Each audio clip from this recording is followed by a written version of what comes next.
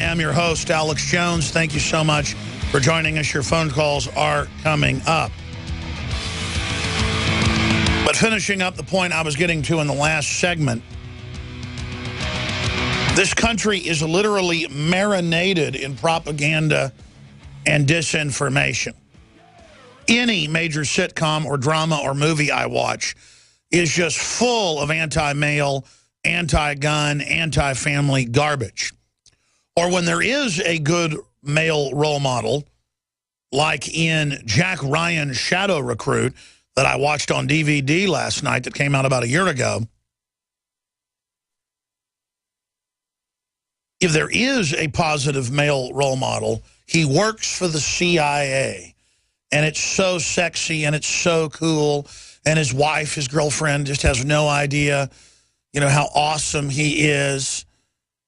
And he's implanted inside the financial sector. And there's a secret war going on with Russia. They're the new enemy. Again, all of this being pre-prepared, all of this being rolled out. And then at the end, he's done a good job. And he's a good Boy Scout, they say. So he gets to go in and he gets to meet with the president. And he walks into the room and meets the president. And it's like he's died and gone to heaven. He's gone across the pearly gates. And the average person watching this literally thinks that the only thing better than winning an Oscar, the only thing better than winning a gold medal at the Olympics, the only thing better than inventing the cure to cancer is to meet with the president. And that's what the big airplanes are about and the red carpets and the shutting down the highways, is this big illusion that the president runs something. Sure, there have been a few presidents like Nixon or Kennedy that tried to run things, and you saw what happened to them. Whether they were good or bad, they were removed by the special interest. Presidents are puppets. And the CIA is a giant, sprawling bureaucracy involved in every evil under the sun, on record. It's declassified on record, 1997 CIA Inspector General hearings in Congress, that they ship in the majority of the narcotics and launder the money.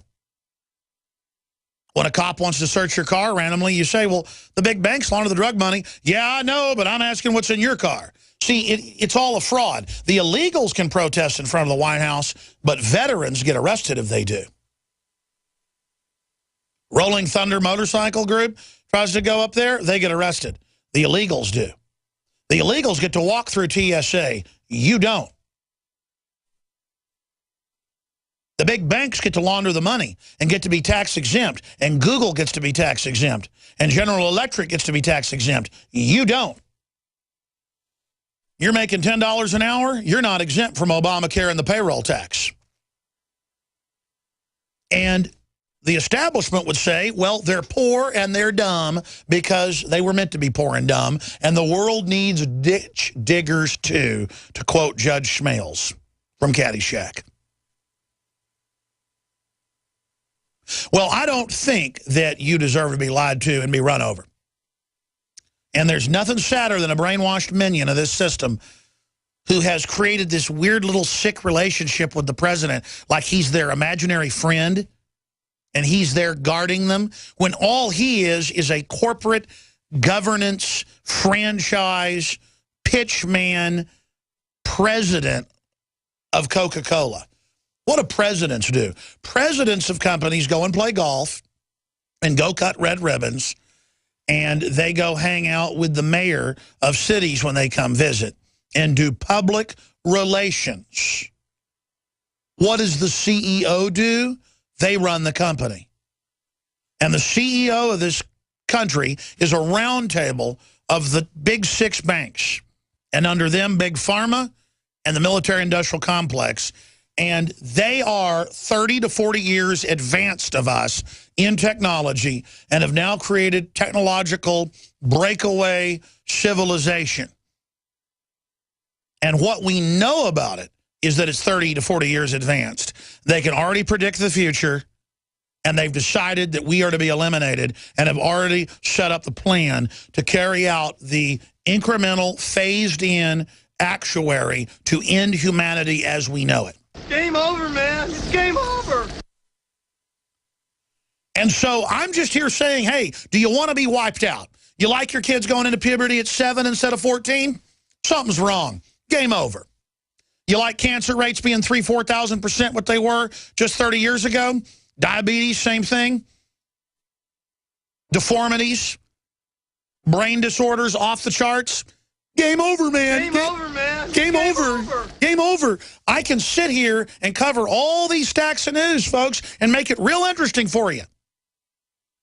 But the reason this is all happening is because the establishment has decided that you aren't going to be existing and your children aren't going to be existing down the road. But first they've got to implode society, so we come to them with hat in hand and will do anything they say to get food and water. And that's why I can drive down I-35 and mainly see good-looking, clean-cut families pulled over with cops searching their cars, because that's who the cops have been ordered to search. They're ordered to search each day a different profile, while the border is wide open. And I literally, every time I see it, want to pull over and go get in the cop's face, who's in a military stance, walking around in their uniform with a scared family. It's a joke. It's a joke. That cop is eating GMO. That cop is full of poison. His kids probably can't even talk a large percentage of the time.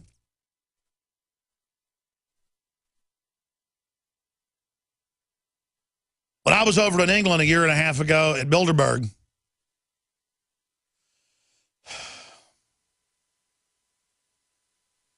there were just at one point like 50 British police there. And a lot of them, it turned out, were listeners and knew what was going on.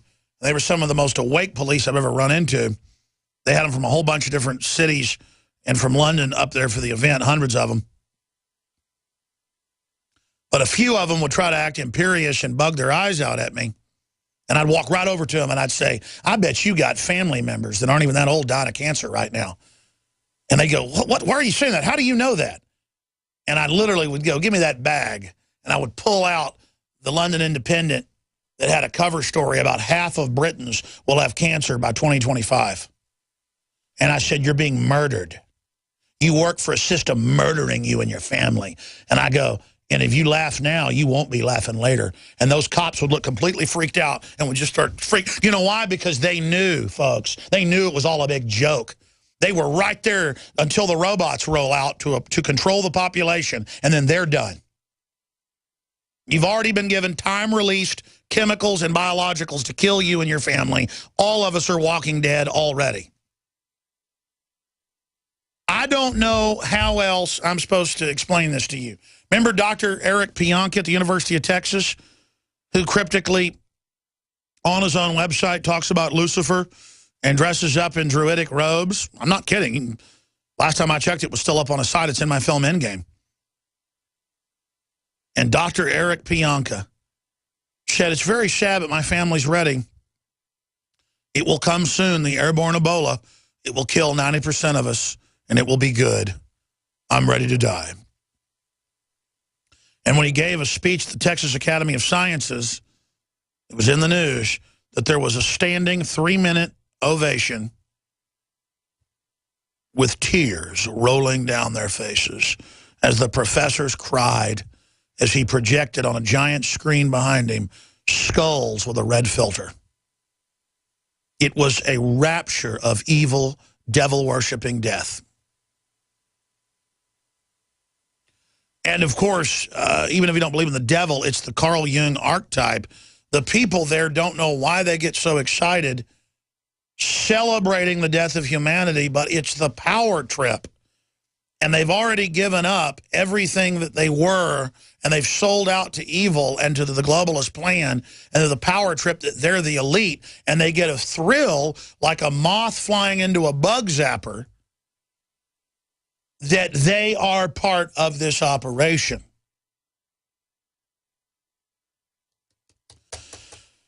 William Benny, the big NSA whistleblower, bigger than Snowden, is scheduled to be joining us coming up in the next hour.